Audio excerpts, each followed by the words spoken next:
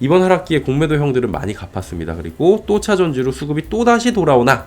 이런 얘기들을 조금 해보려고 하는 건데요. 자, 투자자 에코프로 분기 매출 2조 원 안착. 에코프로 그룹사들 실적 발표 쭉 나왔고, 그다음 연결이익도 나왔고, 에코프로 HN 같은 경우에 사업 하나 더 발표를 했고, 전반적으로 이제 궁금증들을 해결하는 기업 설명회 IR도 함께 가졌던 것 같아요. 0.2% 늘었다고 공시를 했습니다. 그리고 에코프로 측은 전년 동기 대비 113.4% 늘었다. 분기 매출 2조 원 시대를 지금 가져가고 있다. 자, 그러다 보니까 에코프로 전반적으로 분기 실적은 조금 이제 전분기 대비해서 안 좋아졌지만 전년 대비해서는 좋아졌다. 그리고 에코프로 BM의 세부 실적이 좀 궁금했었는데 1147억 원의 영업이익 이렇게 나왔습니다. 전년 동기 대비해서는 11.5% 늘어났는데 지난해 같은 기간보다 늘어났고요. EV용 양극재 판매 증가 덕분이다. 다만 2분기 실적 결과는 컨센에는 미치지 못했다 라고 얘기가 나왔는데, 컨센에 못 미쳐도 증권가에서 이게 다 반영이 돼 있다, 선반영됐다 라고 얘기가 나오면서 1, 2분기를 더한 상반기 실적으로 봤을 때 호조세를 보인 것이 지금 주가가 좀 긍정적으로 움직인 요인이다, 이렇게 얘기가 나오고 있는 거죠. 자, 그럼 실적은 이렇게 얘기를 하도록 하고요. 어제 에코프로랑 에코프로 BM이 올라갔습니다. 2차 전지 맏형격이죠. 에코프로의 확정 실적 그리고 기업 설명회 개최를 통해서 실적 등에 대한 세부 내용이 어제 발표가 됐어요. 실적 발표 후에 변동성은 좀 있었습니다. 보시면은 쭉 변동성이 좀 있었죠. 근데 결국에는 장 막판에 거래량이 이렇게 늘어나면서, 전반적으로 늘어나면서 이렇게 거래량이 늘어나면서 상승하는 모습들이 나타냈고요.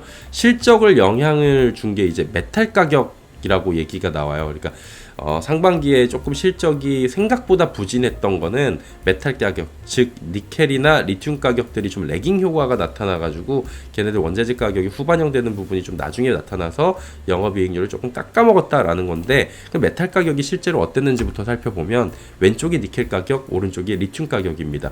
니켈하고 리튬 모두 이게 3월부터거든요. 4월 정도에 이제 이렇게 보면은 저점을 찍죠. 여기도 마찬가지로 4월 정도에 이렇게 쭉 내려오다가, 이게 니켈 가격인데 4월 정도에 한번 쭉 내려왔다가 올라갔다가 다시 내려왔다가, 니켈 가격이 조금 더 변동성이 있었어요. 리튬의 회복세가 더 탄력적이고요. 니켈 가격은 회복 후에 하락했다가 다시 상승했다가 하락했다 다시 회복하고 있는 추세가 나타나고 있어요. 이런 단기간의 광물 가격 불황이 아니라 급락, 등락에 따른 부정적인 레깅 효과, 그러니까 원재료를 투입하고서 그 시차를 두고선 움직이는 걸 이제 레깅 효과라고 그러는데, 그거에 따라서 실적이 좋지 않은 영향이 좀 있지 않았나, 이렇게 분석이 되고 있는 거예요. 그럼 어떻게 돼요? 지금 올라오고 있으니까 하반기에, 3분기를 지나서 하반기에는 이 레깅 효과에 따라서 이제는 부정적인 효과가 아니라 긍정적으로 좀 나아질 것으로 보입니다라는 거죠. 그리고 에코프로뿐만이 아니라 어제 에코프로 BM 상승을 했고요. 보시다시피 포스코홀딩스도 얘네가 막판에 올라가니까 같이 올라갔고, 전반적으로 투심이 어제는 좀 개선이 된 모습이고요. 어닝 쇼크가 났던 LNF도 낙폭을 회복하는 모습이 나타나면서 전체적으로 빨간불을 보여준 상황입니다. 그리고 포스코홀딩스, 에코프로, 포스코퓨처엠의 대차 잔고는 증가했습니다. 어제 하루 만에 대차 잔고가 증가했고요. 에코프로 BM, SK이노베이션, 금양, LG화학, LNF, SKI테크놀로지 등은 대차 잔고가 감소를 했습니다. 오늘은 종목별로 좀 갈리긴 했는데, 이번 급락 시기에 대다수 종목의 대차 잔고가 꾸준하게 줄어들고, 그리고 이번 급락을 이용해 가지고 대다수 공매도가 쌓여있던 것들을 일부 상환한 것으로 보이고 있습니다. 그렇다면 의도적으로 지난 수요일부터 만약에 급락을 누군가가 만들어냈다면, 이번 기회에 그리고 공매도를 상환하는데 많은 것들을 상환했다면 그들은 가격적인 메리트를 봤다는 거죠. 성공한 셈으로 우리가 봐도 될 것 같습니다. 그렇게 분석이 나올 것 같고, 조금 이 중에서 특이한 종목은 포스코홀딩스가 외국인이 계속 팔아갖고 지분율이 30% 초반까지 내려갔잖아요.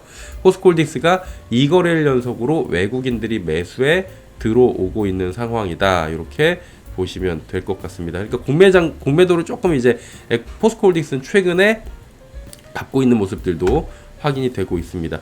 자, 그리고 2차 전지는 2거래일 빠진 뒤에, 이게 보시면은 2거래일 빠진 뒤에 이렇게 올라가는 모습들이 전체적으로 보여주고 있어요. 2거래일 빠지고, 여기도 보면은 SK이노베이션도 2거래일 빠지고 뭐 다 그런 건 아닌데 쭉 살펴보니까 2거래일씩 빠지고 2거래일씩 빠지고 2거래일씩 빠지고 2거래일씩 빠지고 반등이 나오는 모습들이 포착되는데 이유는 잘 모르겠어요. 어쨌든 이런 패턴이 좀 보였었다라는 거고요. 다음 주에는 MSCI 지수 편입 가능성이 시장에서 이슈로 작용할 확률이 굉장히 큽니다. MSCI 8월 리뷰 편입 예상 종목인데 이게 삼성증권에서 나온 건데 에코프로 같은 경우에는 그 당시에 7월 18일 기준으로 하고 편입 확률 100%로 봤습니다. 예, 이렇게 보고 있고요. 전반적으로 밑으로 보면은 포스코 DX부터 해갖고 확률적으로 이거 증권사에서 이제 계산을 한 부분이에요. MSCI 리뷰 편입 예상 종목 확률 보니까 에코프로는 100% 나오고 있잖아요. 그럼 이게 언제 발표가 되냐면 8월 11일 날 발표가 됩니다. 그리고 발표가 된 뒤에 리밸런싱은 31일 종가 기준으로 들어가고요. 9월 1일부터 본격적인 효력이 발생을 합니다. 그 MSCI 신흥국 유효 추종 자금은 약 4천억 달러 수준으로 지금 나오고 있고 신한금2 같은 경우에 이제 에코프로의 패시브 자금 유입 규모를 예상하건대 한 1조 1천억 원 수준이 되지 않을까 이렇게 추정을 했습니다. 굉장히 큰 돈이 이번에 그 추종 자금으로 들어올 수 있다라고 지금 보여지고 있는 상황입니다. 그래서 MSCI 이제 다음 주 되면 당장이잖아요. 요거에 대한 이야기들이 시장에는 거의 뭐 100% 확률로 계속 얘기가 나올 겁니다. 그리고 이동철 전 회장 18일에 대법원 선고가 있는 상황입니다. 대법원 선고 결과에 따라서 하겠지만 전반적으로 이제 대법원 선고 같은 경우에는 크게 이제 법조계에서 볼 때, 뭐 이동철 회장이 그렇다는 게 아니고요. 법조계에서 볼 때는 대체로 뒤바뀌는 경우는 굉장히 드문 사례다. 그러니까 확률적으로 볼 때 사례의 개수를 볼 때는 드물다라는 얘기들이 나오고 있긴 한데 지금 이게 몇 억이죠? 11억인가 그렇잖아요.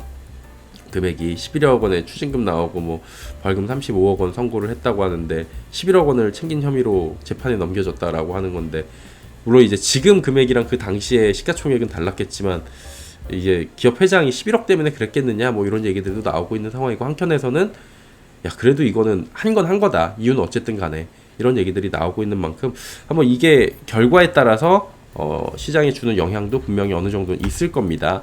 자 그리고 개인적인 의견을 좀 말씀을 드릴게요. 지금 시장에서는 향후 전망보다 이 관심도가 높은 종목군으로의 수급이 쏠리고 있는 것으로 보입니다. 이거 전에도 한번 말씀을 드렸는데 최근에도 사람들의 관심이 집중된 초전도체 관련주가 급등하면서 시장의 수급 일부를 가져갔던 상황입니다. 자 그런데 보시면은 어제 나온 기사들이에요. 논문 영상 소개 물질이 상온 초전도체로 보기 어려워. 초전도체 아니야. 마이스너 효과가 없다. 예. 그리고 퀀텀 에너지 홈페이지에 파트너사 무단도용 의혹 막 어디 파트너사라고 그러는데 관계없다라고 얘기가 나오고 있고 주소지를 찾아가 봤더니 주소지가 지금 송파구의 한 빌라 지하로 나타난다. 그리고 사실이기를 바라는 이런 경우도 있고요. 과학계에서는 저도 사실이기를 바라고 있습니다. 그리고 이게 노벨상을 받으면 좋고요. 상용화가 되면 좋습니다. 다만 그게 아닐 경우의 파장은 굉장히 클 거라는 겁니다. 현재 공개된 데이터로는 상온 초전조체로 보기 어렵다는 검증 이빨 기사들이 나오고 있고요. 마이스너 효과가 없다라는 이야기가 나와요. 퀀텀 에너지 홈페이지에 대한 의문점들이 나오고 있고요. 해당 주소지가 송파구의 빌라 지하인 점 등이 확인되고 있어서 좀 이상하다라는 얘기들도 나오고 있는 거죠. 줄줄이 상한가 가던 종목들입니다.